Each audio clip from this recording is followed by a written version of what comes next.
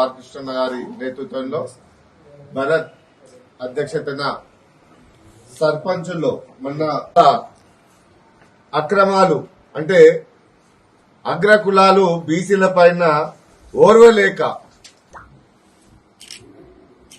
Rigging జరిగిన గ్రామాలలో వెంటనే రీపోలింగ్ జరగకపోతే ఖబర్దార్ ఖబర్దార్ బీసీ వ్యతిరేకులారా కులాల ఐక్యత కులాల ఐక్యత రిగ్గింగ్ జరిగిన గ్రామాలలో వెంటనే రీపోలింగ్ జరగకపోతే ఖబర్దార్ ఖబర్దార్ వెంటనే పార్లమెంట్ లో బీసీ బిల్లును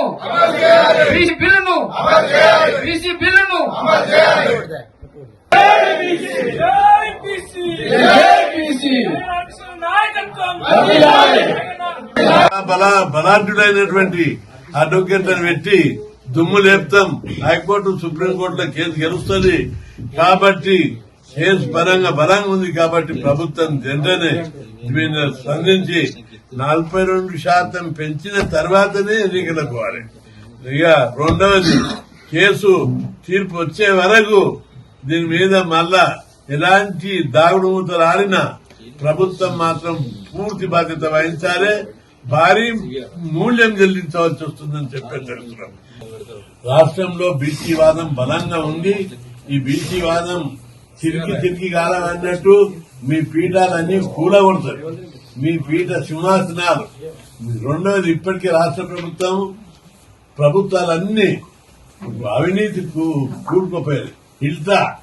హిల్టు తీసుకొచ్చి చట్టం తీసుకొచ్చి 5 లక్షల కోట్ల కుంభకోణాలకు భూములకు.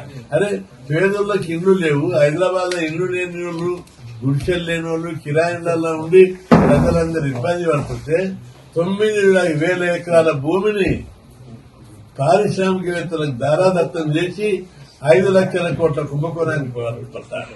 మేము పైసలు తింటారా, తిండి తింటారా, పైసలు తింటారా, నోట్ల కట్టలు నమ్మి తినేటట్టున్నారు. అందుకే ఈ అవినీతి మీద ప్రధానమంత్రికి నేను లేఖ రాసిన తప్పనిసరి దీని మీద విచారణ జరిపి చర్యలు తీసుకుంటారు.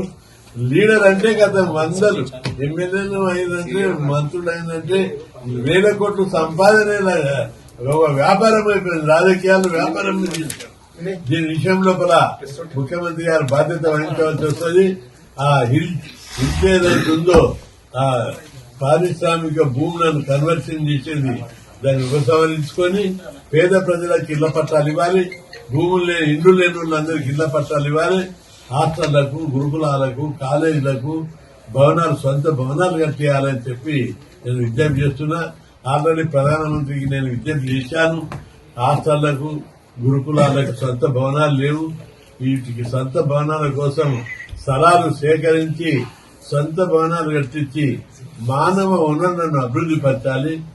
ఈ పేద కులాల్లో ఉన్నటువంటి పిల్లలందరికీ మంచి చదువు, మంచి సంస్కారం నేర్పి సమాజానికి ఉపయోగపడే జ్ఞానవంతులు చేయాలి.